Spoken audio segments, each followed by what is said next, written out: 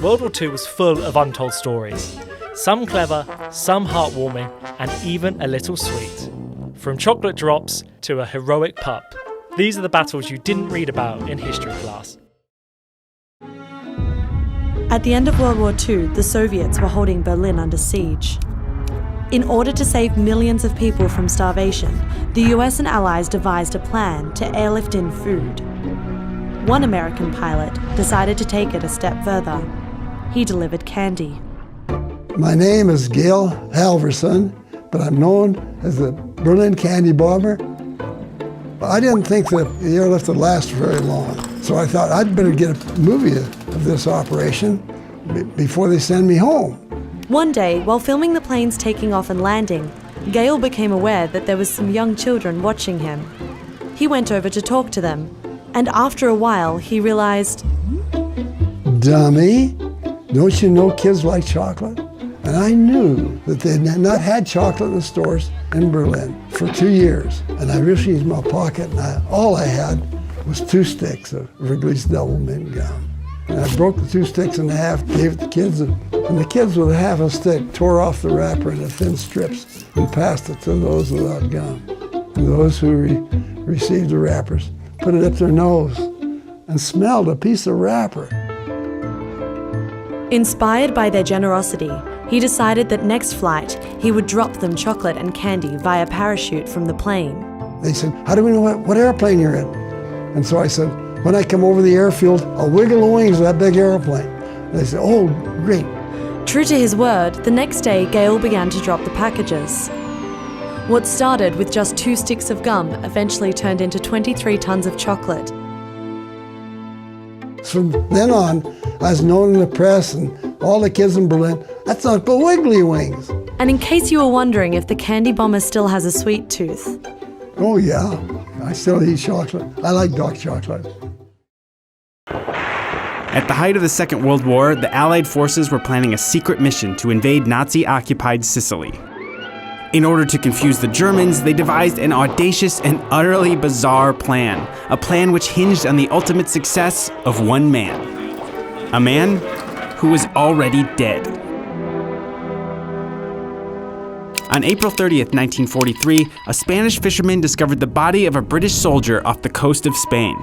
The dead soldier had a briefcase handcuffed to his wrist. The Nazis got a hold of the body and examined the man and his possessions. What they uncovered astounded them. The dead soldier carried letters which described critical details of the Allies' plan to invade Greece.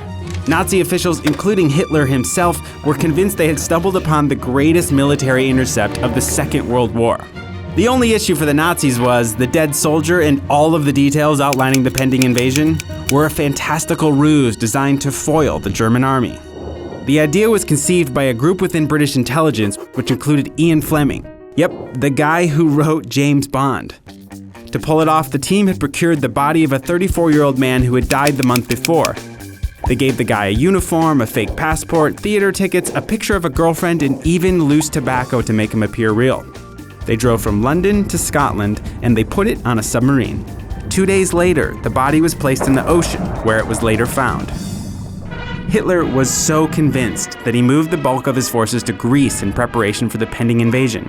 An invasion that never came. So, when the Allies landed in Sicily, they encountered a whole lot less resistance, occupied southern Italy, and ultimately changed the course of the war. Tootsie Rolls seem simple enough, that piece of gooey chocolate wrapped up in a perfect little bite. But believe it or not, these tasty treats saved the lives of US Marines in the Korean War. So good. In 1950, at the North Korean Chosin Reservoir, US Marine troops were engaged in battle. The Marines were running out of ammunition and called for an airdrop of 60mm mortar rounds. Codename for these bullets? Tootsie Roll. When the supplies fell from the sky, troops were surprised to find boxes filled with the actual candies. Where are the bullets? This fluke turned out to be a blessing in disguise. Freezing cold temperatures had cracked vehicle fuel lines, leaving troops stranded. And although the candies were frozen, they softened easily in the mouths of servicemen. So good. Marines quickly realized they could melt the candies down to a putty and seal the broken pipes. Good as new. When the chocolate refroze, they were able to drive to safety in their newly functional vehicles. The Marines who successfully escaped the reservoir admit that Tootsie Rolls had a big hand in their survival, and they call themselves the chosen few. I'd call that a pretty sweet victory. You remember this can. The sweet sauce, the soft noodle. This was childhood. But did you know that Chef Boyardee was an actual chef?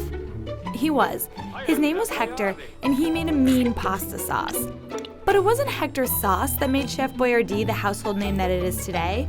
You can thank the US military for that. In the 1930s, Hector Boyardee opened up an Italian restaurant in Ohio, and everyone was like, "Oh my God, I love your sauce." so he started selling it, and he sold a lot of it. A lot. By 1938, he had opened up his own factory, selling his sauce and pasta canned. Ask for Chef Boyardee's spaghetti dinner. Only about 15 cents a serving. Then, World War II happened, and a phone call was made. The US military called Hector and said something like, "Help make food for the troops." he already had the canning infrastructure, so Hector said, Yeah, all right. his company shifted from a civilian consumer base to a military one. Chef Boyardee became the largest supplier of rations to US and Allied forces. Production was happening 24/7. By the end of the war, the factory was too large, and the military demand no longer existed. Hector didn't know what to do. So he sold it to this large company called American Home Products, who were all like, We got this. They quickly rebranded and distributed the can as easy-to-make at-home meals and filled supermarket shelves across the United States. So today, when we buy Chef Boyardee, we're actually eating rebranded World War II field rations. World War II saw lots of heroes. Winston Churchill, Charles de Gaulle, Commander Eisenhower, but one you probably don't recognize is Smokey, a Yorkshire Terrier and the tiniest war hero of all time.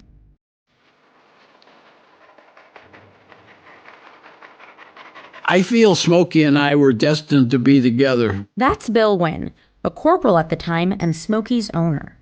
He bought Smokey for $6.44 during his time serving in the Pacific Theater. I think that if she'd fallen in anyone else's hands, she would never have been what she was. And she was remarkable. Smokey followed Bill through 150 air raids, 12 combat missions, and once even led Bill to safety during a Japanese bombing.